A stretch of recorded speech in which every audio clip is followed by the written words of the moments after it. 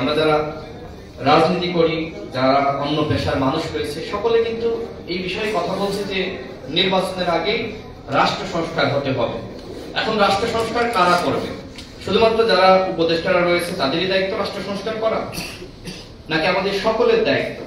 কিন্তু বিষয়টা হলো যে সবার কাছ থেকে তারা কতটুকু মতামত গ্রহণ করছে সেটি লক্ষণীয়।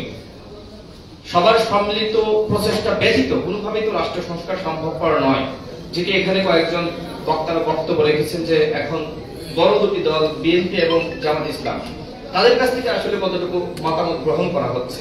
যে কমিশন গঠন করা হয়েছে ৬টি কমিশন, এই কমিশন তাদের মতামতের ভিত্তিতে গঠন করা হলো। আমাদের কাছ থেকে তো কোনো মতামত দেওয়া হয়নি, বিএনপির কাছ থেকে মতামত নেয়নি, জামাত ইসলামের কাছ থেকে মতামত নেয়নি। এখানে আরো রাজনৈতিক দলের নেতৃবৃন্দ আছেন, আপনাদের কাছ থেকে মতামত নিয়েছে, আমার জানার মতে কারোর কাছ থেকে মতামত নেয়নি।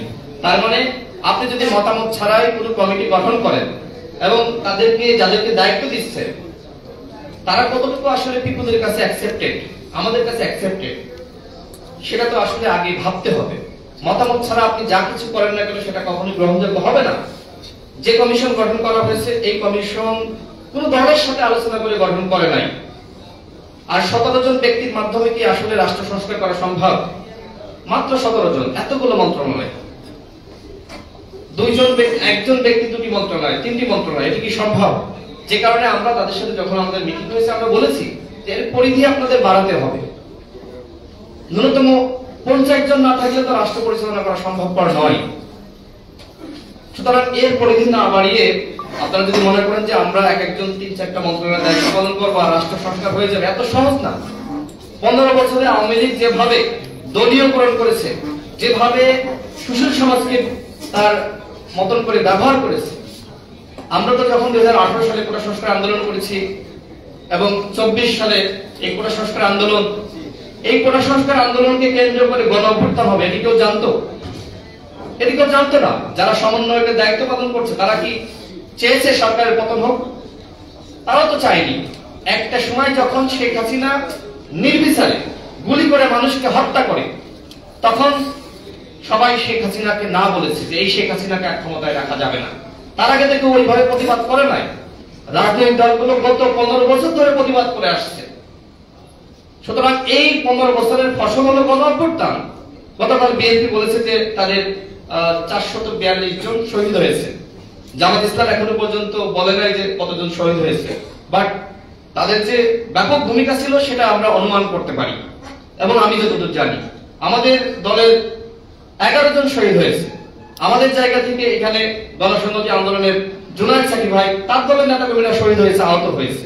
অর্থাৎ রাজনৈতিক দলগুলোর যে ভূমিকা ছিল সেটা কিন্তু অবমূল্যায়ন করা হচ্ছে। এখন কেউ কেউ দাবি করছে যে আমরা সামনে ছিলাম, আমাদের ডাকেই সবকিছু হয়েছে, আমরা সবকিছু করে ফেলিয়েছি। এই যে আওয়ামী লীগের মতন কৃতিত্ব এককভাবে নেওয়া, এভাবে কি রাষ্ট্র সংস্কার সম্ভব? কোনোভাবেই সম্ভবপর নয়। সুতরাং রাষ্ট্র সংস্কার করতে হলে সকলকে ডাকতে হবে। আজকে যেমন আমসামিন ভাই ডেকেছে, আমরা সকলে এসেছি, ঠিক এইভাবে ডাকতে হবে। না ডেকে আপনি এককভাবে সিদ্ধান্ত নেবেন আর রাষ্ট্র সংস্কার হয়ে যাবে, সেটা তো হতে পারে না। আর উপদেষ্টাদের যে বক্তব্য, এই বক্তব্যের মধ্যে আমার কাছে মনে হচ্ছে যে বিরাজনীতিকরণ। গতকাল একটি কমিশনের প্রধান তিনি বলছেন যে নতুন রাজনৈতিক দল গঠন করতে হবে। তিনি কি ওই পদে থেকে এই বক্তব্য দিতে পারেন? কোনোভাবে দিতে পারেন না। তিনি তো শুরুতে বিতর্কিত হয়ে গেছেন। টিআইবির যিনি পরিচালক আছেন, হ্যাঁ ইফতেখারুজ্জামান, কিন্তু বিতর্কিত হয়ে গেছেন গতকালই। সুতরাং তিনি কিভাবে আসলে নিরপেক্ষভাবে কাজ করবেন? এবং একই সাথে উপদেষ্টাদের অনেকে বলেছে যে পুরাতনরা বা নতুনদের নেতৃত্বে আগামী রাষ্ট্র পরিচালনা হবে। আমরা নতুন নেতৃত্ব পেয়ে গিয়েছি। এভাবে কি রাষ্ট্র সংস্কার সম্ভব? বড় বড় দলগুলোকে ইগনোর করে, রাজনৈতিক দলগুলোকে ইগনোর করে কোনোভাবে রাষ্ট্র সংস্কার সম্ভবপর নয়। এখানে কাশেম স্যার বলেছেন 3 বছর। এখন যে অবস্থা শুরু হয়েছে, গতকাল দেখেছেন যে নেত্র নিউজের সম্পাদক তিনি বলেছেন যে মাত্র 2 মাসের মাথায় সমন্বয়করা এখন সমন্বয়ক লীগে পরিণত হয়েছে। প্রত্যেকটা জেলায় জেলায় যাচ্ছে নিজেদের ভিতরে কামড়াকামড়ি, মারামারি। তো তাদের নেতৃত্বে রাষ্ট্র সংস্কার হবে। সুতরাং যাদের উপর জনগণ আস্থা বিশ্বাস রেখেছিল তারা তো এখন বিতর্কিত হয়ে যাচ্ছে। ইতিমধ্যে বিতর্কিত হয়ে গেছে বিভিন্ন অভিযোগ। তারা ত্রাণের জন্য টাকা তুলেছিল, সেই টাকা তারা ব্যাংকে রেখেছে। এখনো পর্যন্ত দেখেন আমরা নোয়াখালীতে গিয়েছি, ফেলতে গিয়েছি, মানুষ কত কষ্টে রয়েছে, এই টাকা কি ব্যাংকে রাখার জন্য দিয়েছে? আমি ধরে নিলাম যে ভালো উদ্দেশ্যে রেখেছে, কিন্তু মানুষের যখন প্রয়োজন তখন আপনি দেন নাই। তো রাষ্ট্রতে এখন পুলিশ এই সরকারের কথা শুনছে না। আমরা ডিএমপি কমিশনারের সাথে সাক্ষাৎ করেছি, আইজিপির সাথে সাক্ষাৎ করেছি, স্বরাষ্ট্র উপদেষ্টার সাথে সাক্ষাৎ করেছি, এবং ওইখানে পুলিশের ঊর্ধ্বতন কর্মকর্তারা বলছে যে 90% পুলিশের কর্মকর্তা এবং যারা কনস্টেবল তারা আওয়ামী লীগের। এদের মাধ্যমে আপনি কিভাবে রাষ্ট্র সংস্কার করবেন? আমরা বলেছি এদেরকে সরিয়ে দেন।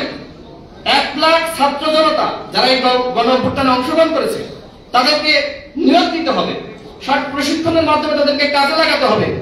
আপনারা দেখেছেন যে সমকালে নিউজ হয়েছে ডিসি 64 জেলা 56 জন ডিসি আওয়ামী লীগের তালিকা। এখন এই উপদেষ্টাদের মধ্যে জুজুর ভয় যে এদেরকে যদি আমরা সরিয়ে দিই সব জায়গায় তো বিএনপি জামাতের লোক নিয়োগ পাবে, এই ভয়ের জায়গা থেকে তারা আওয়ামী লীগকে সরিয়ে আওয়ামী লীগকে বসাচ্ছে। রাষ্ট্র সংস্কার সম্ভব? এই প্রশাসন রেখে রাষ্ট্র সংস্কার সম্ভব নয়। সুতরাং এই প্রশাসনের বদল করতে হবে। এবং একই সাথে সচিবালয়ে সেখানকার কর্মকর্তারা বলছে এই জায়গায় সবার মানে যারা ভিন্ন মতের ছিল বা আমাদের মতে, তারা বলছে যে এই জায়গায় সবার গা ছাড়া ভাব। সচিবালয়ে কোনো ফাংশন হচ্ছে না, পুলিশ ফাংশন করছে না, র্যাব কোনো ফাংশন করছে না। আজকে সারা দেশে অরাজকতা, কোনো চেইন অফ কমান্ড তো নাই। সুতরাং রাষ্ট্র সংস্কার করতে হলে যেহেতু আমাদের সংগঠন আছে, বিএনপি জামাত সহ আমরা যারা সংগঠিত শক্তি নেতাকর্মীরা আছে, এই দল এবং সংগঠনের সহযোগিতা দরকার। তাদেরকে বাদ দিয়ে আপনি রাষ্ট্র সংস্কারের স্বপ্ন দেখবেন আর বিরাজনীতিকরণ করার চিন্তা ভাবনা করবেন, সেটি কিন্তু বাংলাদেশের জনগণ মেনে নিবে না। নির্বাচনের আগেই সংস্কার হতে হবে, সেই সংস্কার আমরাও চাই, তবে সম্মিলিত প্রচেষ্টায়, সকলের সহযোগিতায়। আপনারা যে কমিশন গঠন করেছেন কারোর মতামত এই কমিশন আপনারা গঠন করেন নাই এবং এটি আপনারা করতে পারেন না। যেমনি ভাবে এই সরকারে কারা আসবে সবার মতামত দেওয়া হয়েছিল, সেখানে রাষ্ট্রপতি আমাদেরকে ডেকেছিল, সেনাপ্রধান আমাদেরকে ডেকেছিল, আমরা মতামত দিয়েছিলাম। ঠিক একইভাবে প্রত্যেকটা কাজ আমাদের মতামতের ভিত্তিতে করতে হবে, এটাও রাষ্ট্র সংস্কারের অংশ। আপনি এককভাবে সিদ্ধান্ত নেবেন, ওই তো শেখ হাসিনার মতো, শেখ হাসিনা যা চেয়েছে তাই হয়েছে। এখন যদি আপনারা 17 জন ব্যক্তি মনে করেন আমরা যা চাই তাই হবে, সেটি তো আমরা মেনে নিতে পারি না। আমাদেরও তো মতামত দিতে হবে। রাষ্ট্র সংস্কার তো আমরাও চাই। এই মুহূর্তে বাংলাদেশের যে পরিস্থিতি আমরা সকলেই জানি, কোনো নিয়ন্ত্রণে নাই। দ্রব্যমূল্যের দাম লাগাম ছাড়া, দুর্নীতি বেড়েই চলেছে। ধানমন্ডিতে দেখেন, ধানমন্ডি থানায় যে ছাত্র জনতা মায়ার পিএসকে গ্রেফতার করে দিয়েছিল, পরবর্তীতে পুলিশ টাকা খেয়ে তাকে ছেড়ে দিয়েছিল। আওয়ামী লীগের হাইকমান্ডের নেতাকর্মীদেরকে গ্রেফতার করা হচ্ছে না। সেনাবাহিনীর আশ্রয়ে 626 জন, সেখানে তাদেরকে আশ্রয় দেওয়া হয়েছিল। তার তালিকা কোথায়? এই উপদেষ্টারা কেন তাদের তালিকা প্রকাশ করছে না? আমরা তো তাহলে জানতাম এবং বুঝতে পারতাম যে কে কে ওইখানে আশ্রয় নিয়েছিল এবং কারা কারা এখন গ্রেফতার হচ্ছে না। এই দাবি কি আমরা করতে পারি না? কোথায় সেই তালিকা? অনতিবিলম্বে শেখ পরিবারের যারা ছিল দুর্নীতিবাজ লোকেরা, তাদেরকে গ্রেফতার করতে হবে। গ্রেফতারের বিষয়ে তো এই সরকারের কোনো মনোযোগ দেখছি না। অপরাধীদেরকে আপনি বাইরে রেখে আপনি যদি মনে করেন যে সংস্কার করবেন, তাহলে তো সেটি সম্ভবপর নয়। ইতিমধ্যে আমরা দেখেছি যে আনসার কু, রিক্সা চালক কু, সচিবালয় কু, বিচার বিভাগে কু, এগুলো তো আপনারা থামাতে পারেননি। এগুলো তো আমাদের যেতে হয়েছে, ছাত্রদের যেতে হয়েছে। ছাত্রদেরকে আপনারা আর কতদিন আসলে মাঠে রাখতে চান? তারা তো মাঠে থেকে আমরা দেখছি যে ছাত্ররা গণ অভ্যুত্থান করেছে, জনগণ শ্রদ্ধা স্যালুট জানিয়েছে। কিন্তু এই ছাত্ররা এখন যেভাবে সারা দেশে বিশৃঙ্খলা সৃষ্টি হচ্ছে, ছাত্রদের প্রতি মানুষের অনাস্থা তৈরি হচ্ছে। সুতরাং আপনারা আইন শৃঙ্খলা বাহিনীকে ফাংশন করান, প্রশাসনকে কাজে লাগান এবং সেজন্য দলগুলোর সাথে বসেন। অন্যান্য যারা শ্রেণী পেশার প্রতিনিধি রয়েছে, আইনজীবী, বিচারক বা অন্যান্য যারা রয়েছে, তাদের সাথে বসে একটা সিদ্ধান্ত আসেন, সম্মিলিতভাবে সিদ্ধান্ত নেন। এককভাবে সিদ্ধান্ত নিলে সেটি মানুষ গ্রহণ করবে না। এবং সর্বশেষ যেটি বলবো, রাষ্ট্র সংস্কার আমরা চাই এবং সেই রাষ্ট্র সংস্কারে এই সরকারকে আমরা সহযোগিতা করতে চাই। তারা যখন আমাদের যতটুকু সহযোগিতা চেয়েছে আমরা সহযোগিতা করেছি। বিশেষ করে 15ই আগস্ট বাংলাদেশে পালন করা হবে কি হবে না সে বিষয়ে দলগুলোর ডেকে মতামত নেওয়া হয়েছে। আমরা প্রত্যেক দল বলেছিলাম যে আওয়ামী লীগের ইতিহাস সেদিনই শেষ হয়ে গেছে যেদিন 1000 মানুষকে আওয়ামী লীগ খুন করেছে, গণহত্যা পরিচালনা করেছে। 71-এর পরেই তো শেখ মুজিব মুজিবের ইতিহাস শেষ হয়ে যাওয়ার কথা ছিল। যেমনি ভাবে জাসদে প্রায় 20-30 হাজার নেতাকর্মীকে সে খুন করেছে, নির্দেশনা দিয়েছে, সংসদে দাঁড়িয়ে বলেছে কোথায় সিরাজ শিকদার। তো তিনি 71-এর আগে ভূমিকা রেখেছেন, এরপরে বাকশাল কায়েম করেছেন, অসংখ্য মানুষকে গুম খুন করেছেন। সুতরাং শেখ মুজিবের ইতিহাস তো ওই সময় শেষ হয়ে যাওয়ার কথা, এবং একই সাথে শেখ হাসিনার ইতিহাস শেষ। শেখ হাসিনা 90-এ কি ভূমিকা রেখেছে, অতীতে কি ভূমিকা রেখেছে। গণহত্যা করার পরে কোন দল বাংলাদেশে রাজনীতি করতে পারে না। এই দলকে নিষিদ্ধ করা হবে কি হবে না সে বিষয়ে আমাদের কোনো, আমরা দেখছি না তাদের কোনো বক্তব্য। আমরা যদি বলতে চাই অবশ্যই আওয়ামী লীগকে নিষিদ্ধ করতে হবে। আওয়ামী লীগের মধ্যে যারা এই হত্যার সাথে জড়িত তাদের প্রত্যেককে সর্বস্ব শাস্তি নিশ্চিত করতে হবে। তাদেরকে আপনারা কি করবেন? এই দলকে নিষিদ্ধ করবেন কি করবেন না সেটি এখন জনগণের বড় একটি প্রশ্ন। সেই প্রশ্নের উত্তর আপনাদেরকে দিতে হবে, এবং একই সাথে যারা এই হত্যার সাথে জড়িত প্রত্যেককে গ্রেফতার করতে হবে। চিরুনি অভিযানের নামে আপনারা যে ফাজলামি শুরু করেছেন, কাউকে গ্রেফতার করছেন না। এগুলো চিরুনি অভিযান বলে না।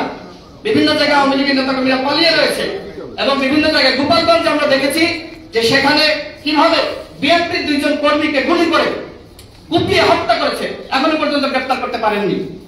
এইভাবে দেশ চলতে পারে না। সকলের মতামত নেই, যা খুশি তাই করবে, দেখি বাংলাদেশের মানুষ মেনে নিবে না। 2 মাস এখনো শেষ হয়নি, সমালোচনা কিন্তু শুরু হয়ে গেছে।